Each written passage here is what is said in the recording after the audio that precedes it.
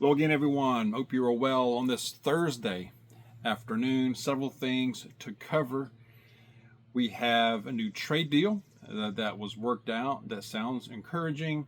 We have chaos at Columbia University. Go into that. We have India and Pakistan trading punches over there. I'll speak to that a little bit. Seems like we have a world that is spiraling out of control. We definitely do. I have a passage I'm going to share with you as well. If I have time, also, I'm going to address a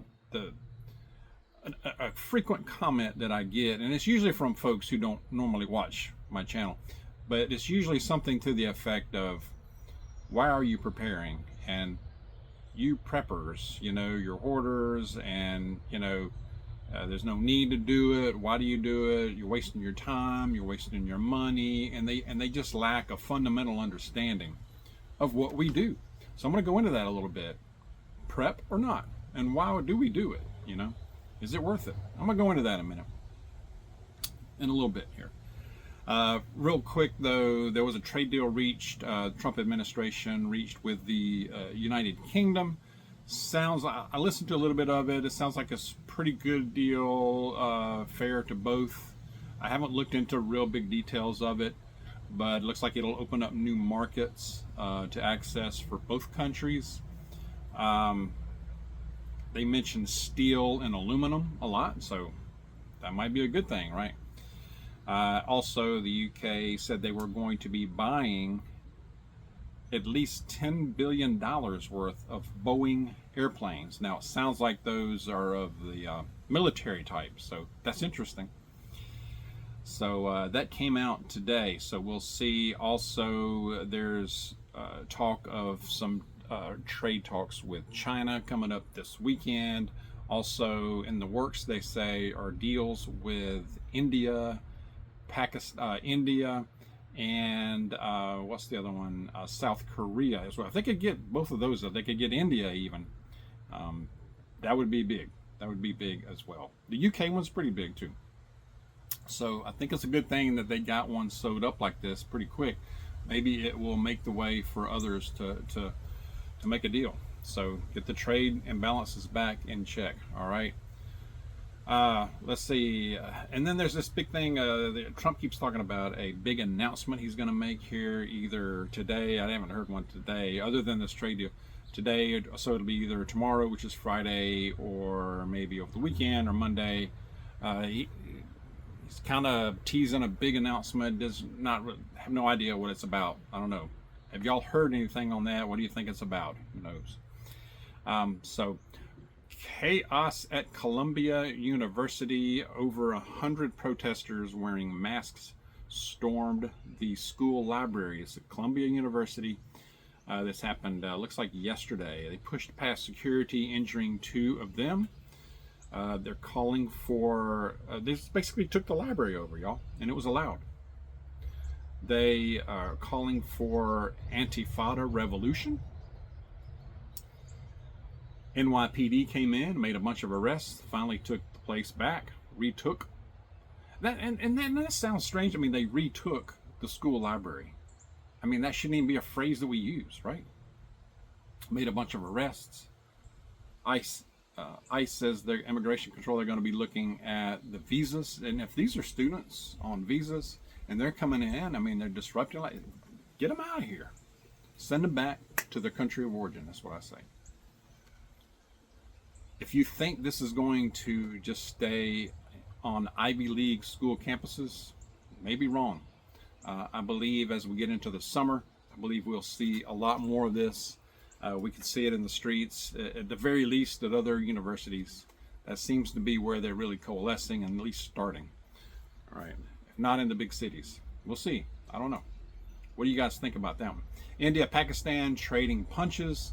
It doesn't sound like this is going into a full-scale war, at least not yet. There's a lot of information coming about both sides. India, Pakistan are both claiming that one's attacking the other and that they're retaliating, but there's not a lot of detail coming. So it's very difficult to really know how much, how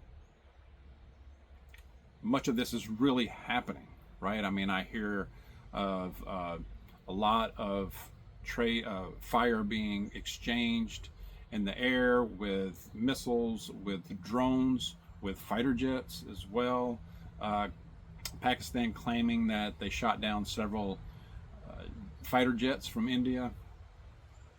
So it seems like things are escalating a bit, but not to the point to where you have a major clash of the major armies.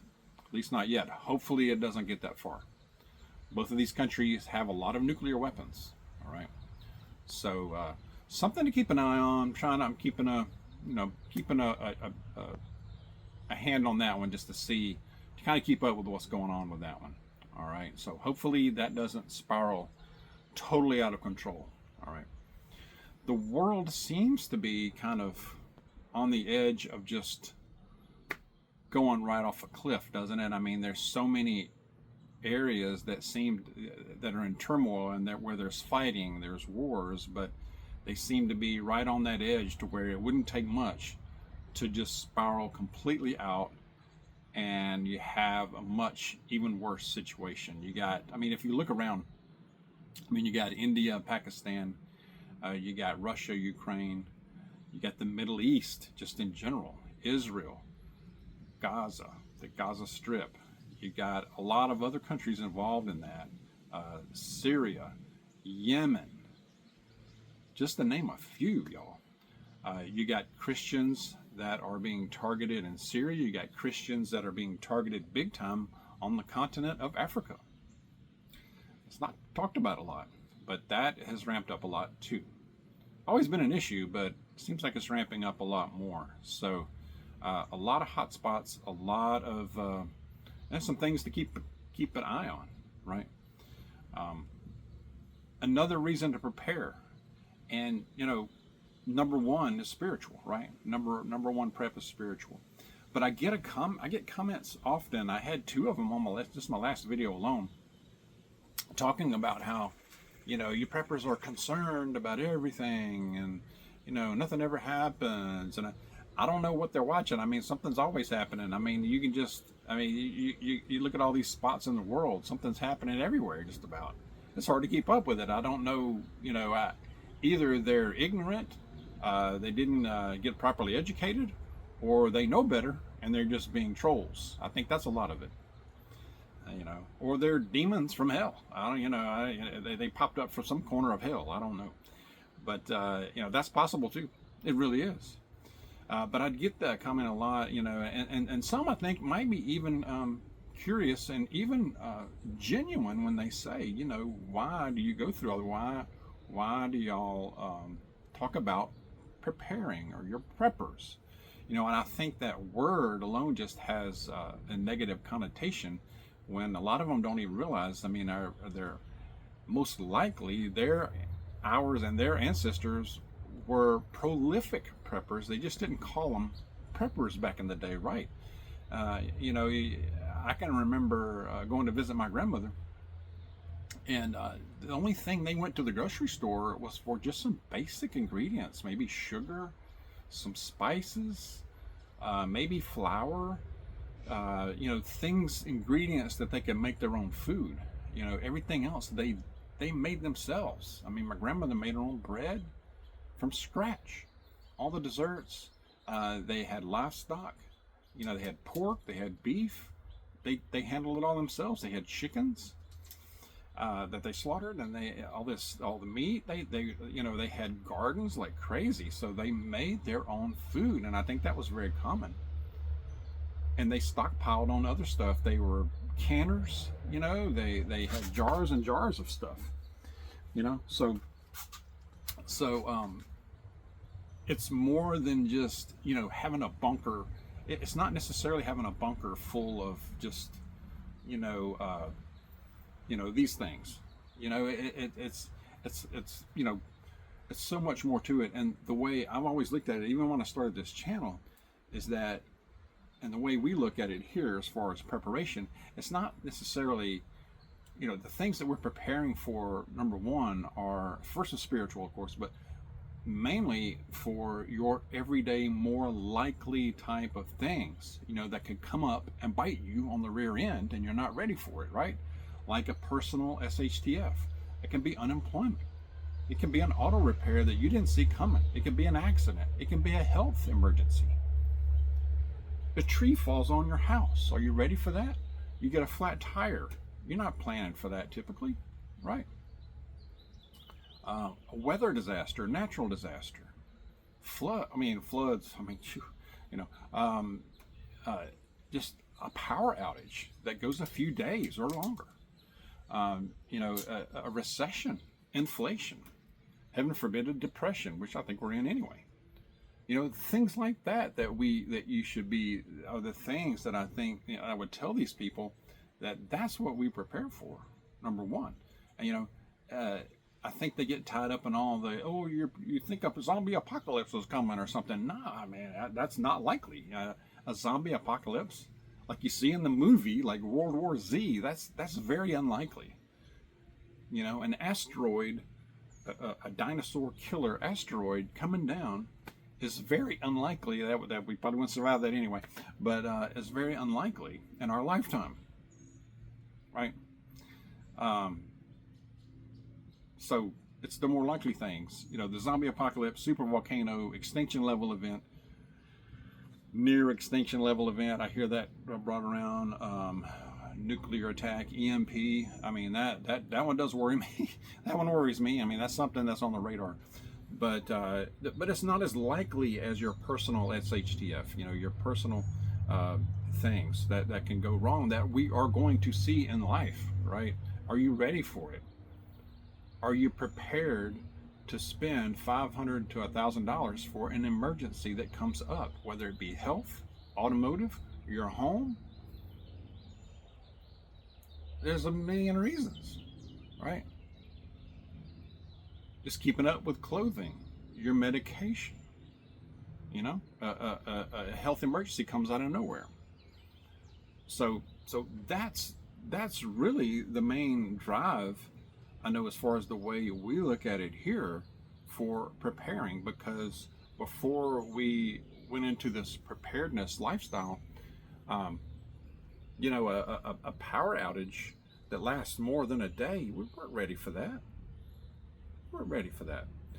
I can remember a time when a flat tire was just about a crisis for us. A $750 auto repair was a true crisis. Like, I don't have that cash on hand. I'm not ready for that. What am I going to do? I have no transportation now.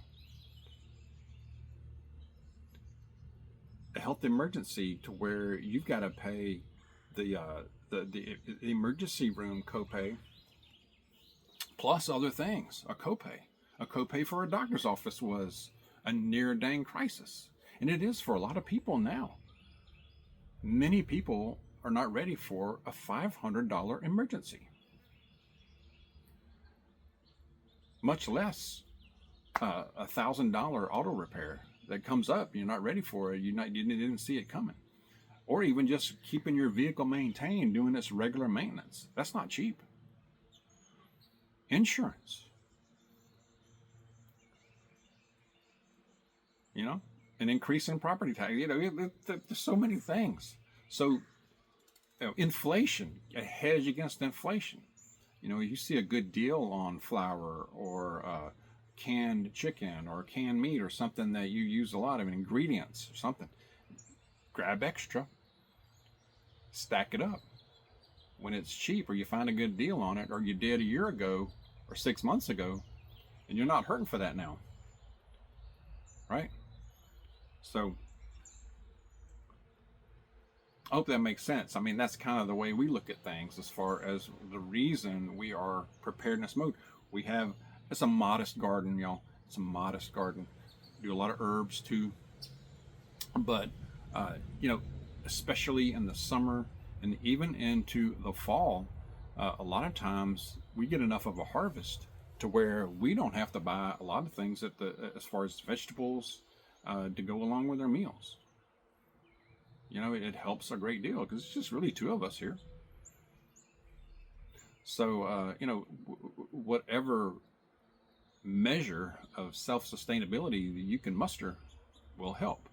Hedge against inflation. You see a good deal at the store. If you've been doing this more than a year or so, you've got a hedge against inflation right there, just on food, just on groceries. So I hope that's helpful. I hope that makes sense. Chime in the comments. Let us know, what you do and your thoughts on that, as well as the other things here. I'm going to go to the passage. We are in Isaiah, I believe. Yes. All right. We are in Isaiah chapter 43, starting with verse 16. This is what the Lord says. He who made the wind, he who made a way through the sea, a path through the mighty waters, who drew out the chariots and horses, the army and reinforcements together, and they lay there, never to rise again, extinguished, snuffed out like a wick. Forget the former things. Do not dwell on the past. See, I am doing a new thing. Now it springs up. Do you not perceive it? That last verse 18 and 19 I will repeat. Forget the former things. Do not dwell on the past. See, I am doing a new thing. Now it springs up. Do you not perceive it? And this was directed at the Israelites when they were in exile, but it's also for all of us. It's just a reminder that he doesn't forget us, and I believe that what it made me think about too is that right now in current times, if you look around the world, there's so much conflict, there's so much anxiety, there's so much evil and just chaos right now. You hear people say, is God still in control? Is this his world? Absolutely it is. Absolutely it is. Just in the days of Noah, as in the days of Noah. I believe, I don't know if we'll see it in our lifetimes. We might see it in our lifetimes, but we're on the way to a new thing.